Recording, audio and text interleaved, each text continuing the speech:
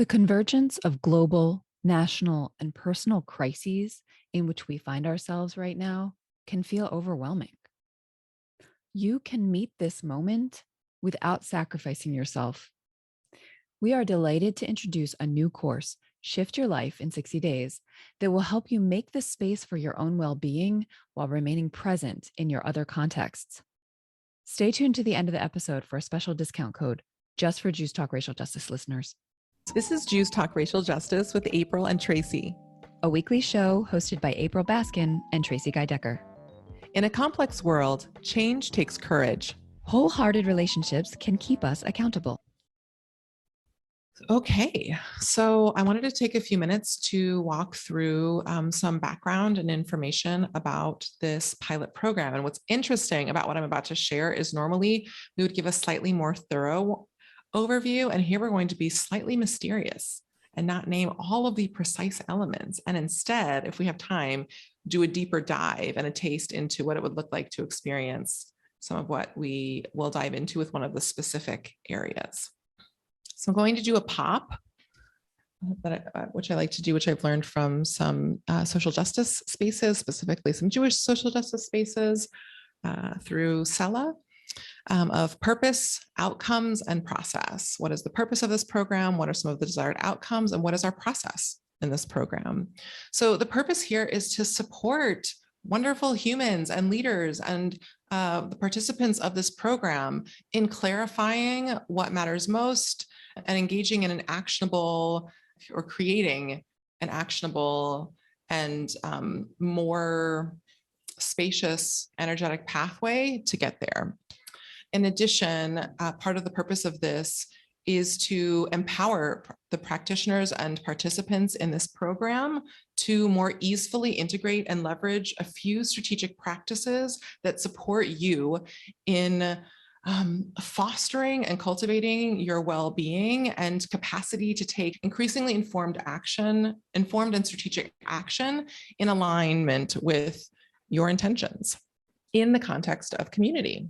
So some of our desired outcomes here are that our participants in the program make significant progress toward their desired intention, and that they have an opportunity to practice simple, implementable practices around movement, the establishment of clarity and alignment in their daily lives that they not only experience in the context of this group coaching program, but also that they can carry into their lives. And I think right now it's like in the middle, I think this is the space where I want to mention that this program that we've set up and established is heavily inspired by a group coaching program I did 18 years ago with a phenomenal life coach who, as far as I can tell, is no longer doing life coaching. Like, it seems like she just chose to take her life in a different direction. And a number of the core elements and teachings that were a part of that, we are incorporating into this. Her name is Vicki White, and she ran a program called Change Your Life in 60 and then in 90 days. And I added a little bit of my Jewish mindfulness frame and also wanted to make it a little more accessible to some folks. So I shifted the name to Shift, Shift Your Life. And also the nature of some of the support and resources we will be providing are based around our areas of expertise as opposed to hers at that time, and the folks we invite into the space. Additionally, in the spirit of that second bullet, we want to support folks in removing excess clutter and barriers that continue to impede their capacity, usually often subconsciously, to move forward in their work. And finally, to experience practicing and or deepening their mindfulness and or your mindfulness and or spirituality in your daily life on your terms in ways that make sense for you. And so finally, the process of this program has a few different components over the course of 60 days. One of the core anchors of the program are 3 90-minute interactive group educational and coaching sessions that are live. And they will be the official dates, either Tracy and or Sarah can put into the chat and or say. It's also on the page. But they will be at the beginning of the journey, at the midpoint, and then with a siyum, a concluding celebratory reflecting session at the end of the journey. We wanted to often a lot of the programming in Joyous Justice, it has often been to date more focused on justice work and helping to give people as much knowledge and information and resources at one time. And with this program, we're looking to sort of do the opposite in some ways, still provide an immensely helpful, transformative, meaningful experience, but support people in feeling and experiencing and or facilitating spaciousness in their lives. And so we've kept this as light and nimble as possible. We also, for each of the 60 days, there are 4 core super personalizable daily practices that we will recommend that you either employ and or just bring more intentionality to. Some of these things may be things that are already a part of your day, but just bringing that intention and having a community to support you in terms of 3 parts that are helping you around your intention or kavanah, which means intention, which is one of those points. You will also have access to a supportive community forum that we're going to host on Facebook for accessibility, for folks to engage and just be potentially integrated or easily accessible. And Facebook has a nice interface for interacting with one another. A number of our programs, we use our own personal or private fora or forum on Kajabi, but we wanted to make this as easeful and easy as possible. And finally, as I just mentioned a little earlier, over the course of the journey, as questions arise in the group and or different insights or various things come up in the flow and or Tracy and I intuit that some additional support is needed, we will also be sharing additional resources and insights, practices, and hacks that can help folks in streamlining and troubleshooting as they're going through their journey. I wanted to just do a brief interlude here and say that I want to sort of spiritually dedicate this program and this process to the people in my life and perhaps the people in your lives, in your life, who have modeled what it looks like to care for ourselves, and perhaps it's you, in the midst of distressing and overwhelming circumstances, and noticing that it's a false binary to choose between our wellness and the wellness of the world, and that these things are deeply intertwined. And I haven't talked about it a lot publicly because I often think that there's a culture in social justice spaces and in general in professional contexts, there's a misnomer that caring for ourselves, that self-care, self-love is selfish. And I like to think of it rather than being self-centered, as centering ourselves in the service of our dreams and in the service of pursuing justice. And it occurred to me, and I'm incredibly passionate about this, and I identified while I was doing reflection and trauma healing work over the past few years, like, oh, of course, this is passion. This is a passion of mine, because while my father never used the word self-care, after my father was wrongfully accused of a crime he didn't commit when I was a little girl and our family lost everything, my father used to say to us on like multiple times a week, he would set us down and say, this is a really hard time for us.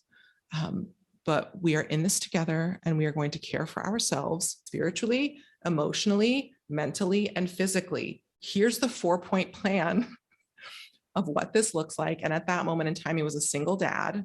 He didn't have a lot and he went out of his way. He's like, so you two are sharing a room. We were toddlers at the time, because I need to have a home gym so that I can be in optimal physical shape to navigate going back to school, finding a job, and rebuilding our lives. Anyway, and he modeled for me what I hope this program can easily model for its participants, that it's possible, that that's not only possible, but it is probable that regardless of the difficulty of circumstances we face, if we engage in different processes that can hold us and support us and get the support we need to show up for them regularly and still hold on to the beauty of our dreams, we can figure out ways to navigate and move through that adversity and in the direction of our dreams. It just might take us longer, but they are still within reach. Tracy. I just want to interject briefly that as April said, she took this course 18 years ago and actually talks about it fairly regularly. So April has been sort of kicking the idea around of offering this program. And once we decided to do it, we actually really fast tracked it now because of this moment, because the weight of the world is so heavy on us right now.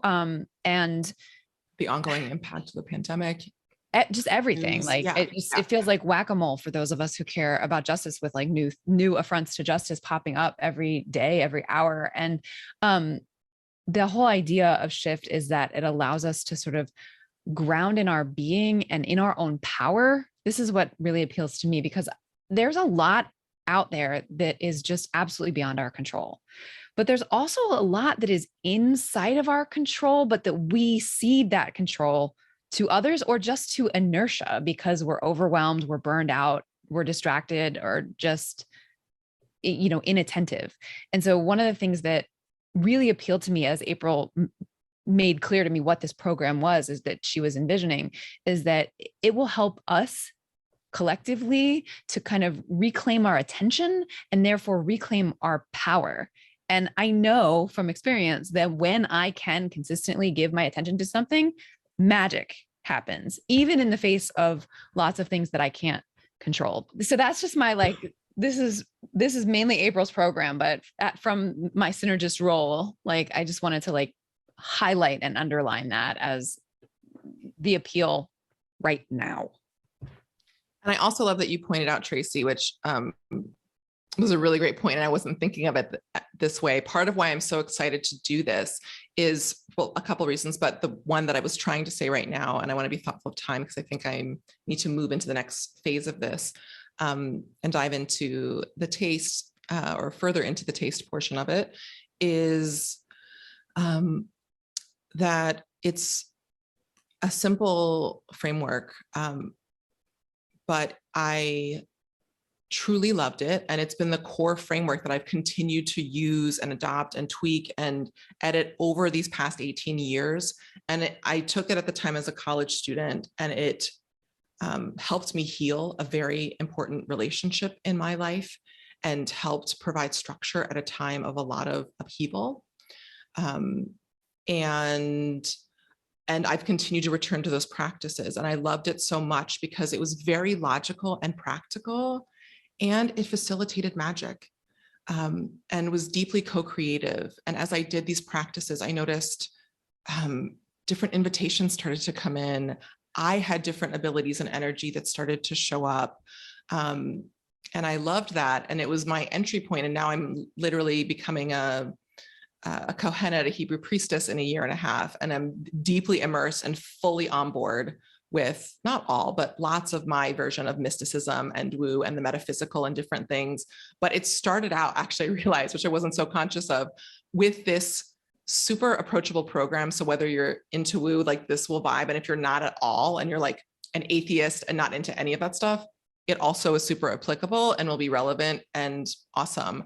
And I love it for that too. And its flexible, unassuming nature and accessible nature for people with different sets of analyses and ways of moving through the world, which we want to consistently honor and engage with in Joyous Justice.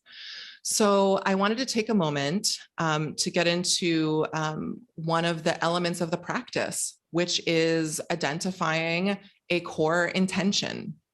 And on our sales page, just in case there's some confusion, we initially use some language around intention, and then mostly talks about goals, in part because that's what people are most comfortable with and are familiar with in their lives in the context of achievement, right? But part of the intervention here is a core joyous justice intervention, and also also comes in from multiple spaces around coaching and mindfulness and different sources of wisdom, including, just different forms of spiritual mysticism from multiple traditions. So I wanted to take a moment here to talk about the distinctions between intention, goals, and intentions. And we want to be setting an intention here. One, to anchor more in the present moment and our daily practice. And also for those who are vibing with this, also potentially to leave some room for co-creation with the divine. And say, like, I have an overarching intention here, but I'm actually, and I have a clarity around how I want to feel and some specifics that I would like to shift and move, but I'm also open. I'm not specifically attached to a specific outcome, more so than I am about bringing it into my day-to-day life and noticing how things are moving differently in my body as I'm starting to move a little differently and be in deeper relationship with ourselves as we take things one step at a time, which is all we can actually do. Tracy, you wanted to add something here? I was just going to talk about the identity piece of it. Yeah.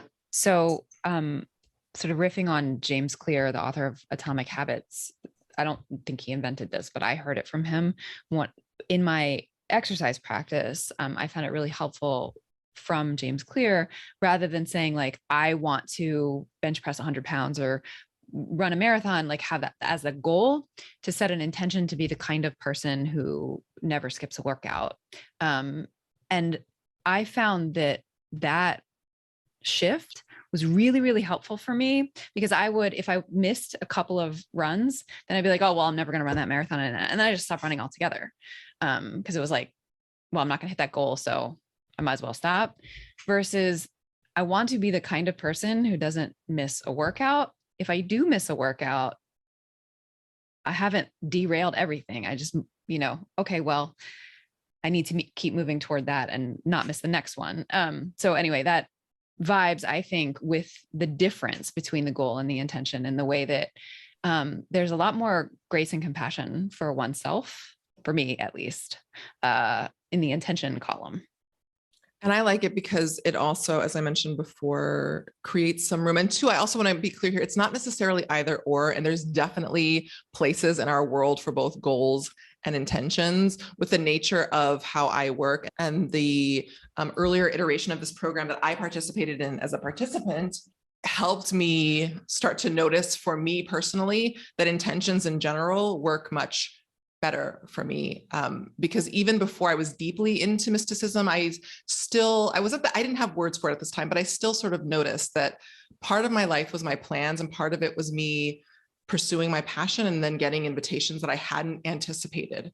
And so to me, part of intentions is allowing flexibility for other things to come in, that as we do some of these other practices, allowing new insights to come so that we can continually move from strength to strength. And it probably isn't necessary to say it here, and I shouldn't say that, that's like internalized sexism, but I also just want to add here and geek out a little bit and say that this is also just this principle of goals versus intentions is deeply at the core of the broader vision and theory of change for joyous justice, which is that we want to integrate as much as possible, not everything, but as much as we can, our desired future into our present moment and start living into that now. And rather than it being this far off distant future where we have wellness and justice, that we give ourselves space to thrive.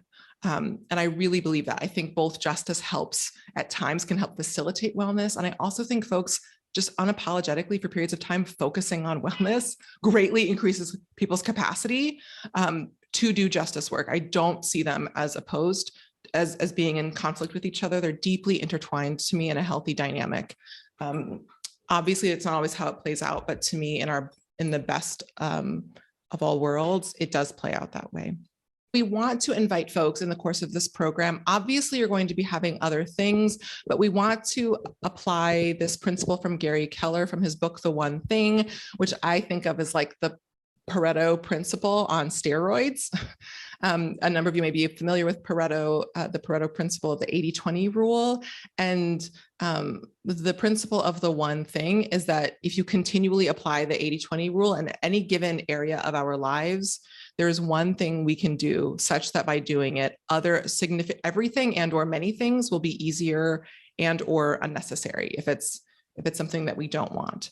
And so we want to think here. So one of the practices is to get very clear on an intention that we want for our lives. And it might be a core thing. And what I encourage you to do is take some time now and in the future over the coming days up till Wednesday, till the end of the early bird and or till the close of registration a week or so after that, to think about whether it's, depending on what your life is looking like right now, it could be a hobby and or it could be some other part of your living. It could be a general goal. If it's something that you already have to do, I would invite you to determine a one thing that also involves energy and or emotion.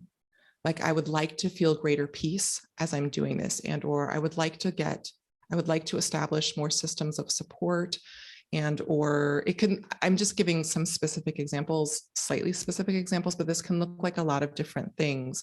But to notice, and when I first heard this, I got the value of it, but still really struggled. And it took me a few months, to be honest, to get to the place where I realized this is actually still true, that one of my core one thing is my health. And I often like debate between work versus health, but at its core, it's my well-being. It's my physical, spiritual, and mental well-being, particularly rooted in my body in terms of the foods I'm eating, the way I'm moving, the mobility I have, handling different ongoing medical dynamics that I'm navigating, trying to use neutral and or positive language, right? And so, but that could be different for you. And so your intention can be anything you want. And then from there, we'll go through different steps around this to really break this down into its smallest possible components. And then for one of the practices, invite you to engage in 1 to 3. 3 is awesome, 2 is great, 1 is sufficient. Steps per day in the direction of that intention. I'm kind of skipping ahead here because when we actually connect live and or prep, like, we'll take time and actually sit down and ideate.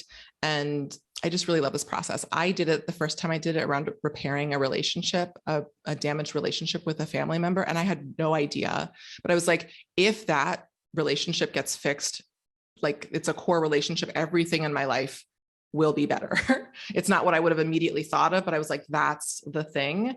And through doing practices that I don't have time to get into now, we will help you break this down as much as possible to its component parts, and notice, like, something that feels completely ethereal and like, what am I going to do, became like, write a letter to myself on this day, research places where we might meet, talk to this family member who can give me insight. So on one day might be like, reach out to this person, schedule a time. Like, and so we break it down into these little component parts and are doing these micro movements, 1 to 3 each day. That is just a step at a time and incrementally moving us in the direction of that intention. And less so than some other programs, this program has a bit of an accordion element. So always if you want to do, but not too much, because you want to keep it balanced, a bit more than what we say, you're welcome to do that. But we also recommend that you keep it in these micro movements so that it can stay so you can stay super consistent, because this is more about the compound effect and momentum that's established over time with ease, so that your mind and your being starts to associate forward movement with accessibility and completely doable. And yeah, so with that, I think, Tracy, I'll pass it to you to talk a little bit about next steps. Sure. So this program, really, what we're offering here is transformation, right? It is the articulation of it is the articulation of years of hard-won lessons and best practices, predominantly from April, but also some of mine that I will put a few punctuations on it. And it's delivered in a cohort-based community that will help hold you and will be held by you, which I think, the things that we help to build, we care about and complete. So we've distilled the process into a simple set of daily practices that you can personalize, customize, so that they work with and for you.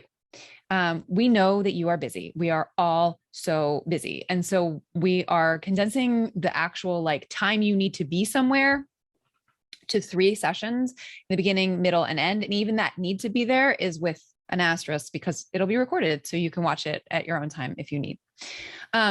Right now, we are offering an early bird rate that's through Wednesday of this week, the 6th. The early bird rate is $342. There are payment plans available on the website already for 2 or 3 payments with the early bird rate. And if a more customized payment plan would make a difference for making this a yes, then we are happy to talk to you about that. And finally, I'm going to suggest, not necessarily in this precise moment, but as you continue to think about it, to give yourself the gift of a decision. So whether that's a yes or a no, give yourself the gift of this is what I decide. Closing that loop. Just don't let it hang over you. Make a decision and join us, or don't, and that's okay too. So registration is open now. The early bird discount is the only one that's available right now. And that will go up, as I said, on Thursday, the 7th, but be in touch if a different payment plan would help. I think I hit all the points. Yes. I'll do it. All right. Yay. That's amazing. It's going to be so amazing to have you in this cohort. I know. Okay, you know why? Can I tell you one of the reasons why I'm a yes? Yes. And actually you're transitioning us into the next phase of our program. So take it away. Well, I've been really deep in a spiritual journey of my own. And it's just really nice to be in this space with you all in your energy. There's a balance of intellect and structure, as well as spirituality and expansion and softness. That it's an unusual mix. I haven't seen this mix before, and so it fits me. So thank you, April. Thank you so much for reflecting that. I'm kind of wanting to share. I want to just briefly share the other components of the program without getting into some of slightly more of the specifics, a little bit of which we got into on today's call, a little bit of which we modeled for the intention piece. So there's intention, there is work that is both similar and or perhaps different to what you're used to experiencing, a practice around clearing clutter and obstruction in our lives, some practices around that for within a set doable format, movement. And I say movement as inspired by Katie Bowman, which doesn't just mean fitness and exercise. It means engaging with our body in any number of ways. And a brief but potent, or longer if you want, practice around mindfulness or spirituality. And those make up the 4 elements without going into some of the specifics of the characteristics of the other 3. Yeah. And I think now might be a time, and feel free to raise your hand or interject. I'll just add in a little bit more stuff here to add some more clarity and information. One of the elements that we will be emphasizing and covering, and this is especially a part of Tracy's Torah, this not fully, but to some extent tends to be slightly more intuitive for me. And Tracy's really good at explaining it. One of the core things that we'll be covering in this program is absolutely progress over perfection. And this practice, I'm pretty sure when I did it, I didn't do everything every single day. I did most things nearly all of the days, but this is not, I just want to be really clear here that as we move through this program, the nature of, hopefully, if you've watched this video, how you see we're interacting with each other, with ourselves, with the other brilliant leaders on this call, that is the energy that we bring to everything we do throughout this program is how do we continue to orient and or reorient from a place of ease and appreciation and noticing what we have space for. And if we don't have space for something in that day, that's fine. We still have lots of other time. And as y'all start to have the opportunity to engage and or deepen or continue your practices in these areas, you'll start to notice that things start to move and shift without actually our efforting.